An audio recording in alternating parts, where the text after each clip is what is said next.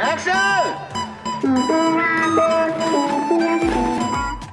was just as much action behind the scenes as on screen, with camera people running around and intense visual effects being produced live.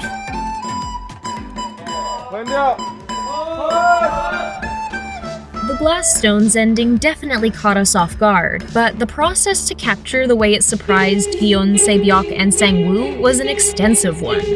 Filming, the actors only had a small amount of glass explode near them. The slow motion feeling really comes through in how the actors perform. After capturing shots of the trio, each got to do their close-up work with singles as well. It may be a short moment, but plenty of hours were put into capturing every nuance and angle. When time came for the big visual of the glass stepping stones we see exploding, the team didn't resort to CGI for the shards of glass, except for the ones that appeared to harm the players and fly towards the camera. They actually went ahead and created the whole sequence in studio. These practical effects look unreal on the set. It's no surprise it translates to such a powerful and stunning visual in the episode. Hello players, let me welcome you all to the 5th game. The cast of Squid Game dove right in when playing glass stepping stones and definitely didn't have it easy since for many, it was actually terrifying to film. While CGI came into play in terms of establishing the setting and just how high in the air the players were, much of the carnival-like set was fully built. Even the glass. Fortunately, no one actually went through shattering glass, instead landing on a board supported by crew to allow the actor to fall safely.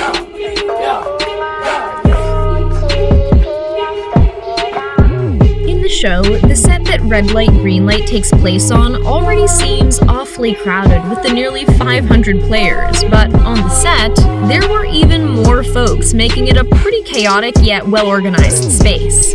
We would have thought CGI was used to add the bodies of those who lost during the game, especially the piles of people at the doors, but the actors all actually stayed wherever they were when they lost the game, which couldn't have been very comfortable. When it came to filming close-ups, multiple cameras were used to capture the performances, and the filming crew was often running along with the players. The added detail of using a red marker to signal when a person took a shot is evident of just how thorough and meticulous the team was. No one could get away with cheating during the game either. If one person moved out of time, "We're looking at you, Sang-woo," then everyone had to start over. Today's game is Tug of War. The performers did not have it easy playing the often physically demanding games when filming the series, since they really were going through the struggle depicted on screen. The sweat, effort, and even chained handcuffs securing them to the rope were real. There definitely couldn't be much movement between takes since everyone was literally tied up together. With a scene like this, there isn't really any other way to do it than at 100%.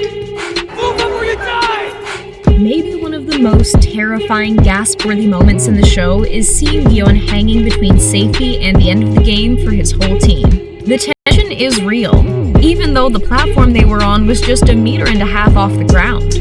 While swinging on a rope is usually pretty fun, this collective rope swing down tells a very different story and shows just how far the actors and production went to bring the best footage to the screen. Oh my god, I can't believe how cool that was. The moment after the most intense tug-of-war we've ever seen is so still, but we can see just how exhausted each and every actor is, having just struggled and fought for their lives, literally. This shot is definitely needed as a moment of pause after the insane game just played, resulting in so many lives lost. This is also a bit of a moment of reckoning. This was hard, but whatever was coming next would only be harder, and they knew it. You know what? I really thought we were going to die out there. For the final face-off, the soundstage was a lot emptier with just Gion and Sang-woo competing. But there were many camera people, often filming using handheld video cameras to capture all the frantic action. Not only that, their crew made it rain, making the whole scene just as dramatic as the gruesome fight we see in the final cut.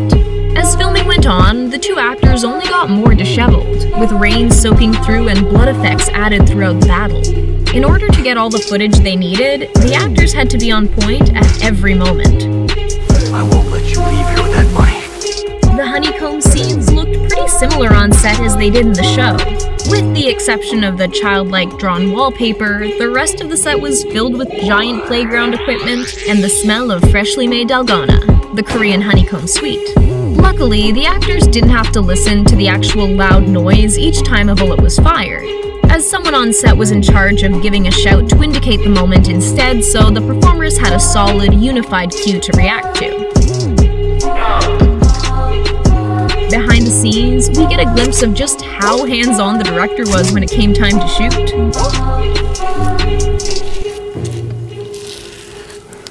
Surprisingly, the cavernous, cool space where we see the confrontation between the police officer and a team member of the Squid Game is real. The opening on the top of the cave and the murky pool made the ideal setting. No doubt the actors felt totally immersed in the story. Shooting these scenes were pretty simple. All they needed were a couple of cameras, the right costumes, and actors' chilling performances.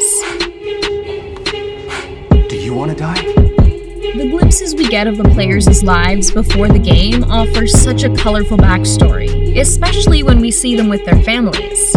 Each of these scenes were shot quite intimately and simply, focusing on the narrative and what these relationships meant to the player, which translated to the screen beautifully. It's also one of the only times we get to see a typical everyday aesthetic, making the stark contrast between the real world and the Squid Game world even more apparent. So which color do you want to play as? How could we forget the original Squid Game? Filming this scene may have been one of the simplest setups, using an existing playground space. It only adds to the realism of the show and offers a great reminder of where the players started, as innocent children playing games for fun, instead of their lives. At that moment, I felt as if I owned the entire world. Hanging out in the dorms between games certainly wasn't any less stressful than the games themselves. The bare-bones set with the cool industrial edge does the trick, and the feeling of the daunting space comes through the screen. What we saw in the show was almost exactly what was happening on set, with all the added cameras and crew people, of course. Can't fall asleep tonight, okay? Who knows what someone else may try? Many moments in the Marbles game bring intense connection and emotion. The way they shot these scenes was a pretty stark difference from so many of the large and intense games. The fact that the actors were in a small space together with just a few crew members around really helps the intimacy come through and offers us the chance to get up close and personal with these characters and the short but meaningful relationship they have playing marbles. We'll go around these hotels and take all the marbles. One of the reasons the Marbles game is so effective is because of just how well the setting transports us to the alleys of a small village. It makes sense that this is the set the team spent the most time building. Every detail, down to the stunning backdrops, moves us. It's no surprise they got the performances they did. The authenticity of this world is remarkable. My wife and I have this one here. The use of practical effects, CGI, and incredible actors really went a long way in making the production so high caliber. Fortunately, the actors didn't really have to go head-to-head during tug of war, since there was a machine pulling against whichever team was being filmed. Which Squid Game would you try?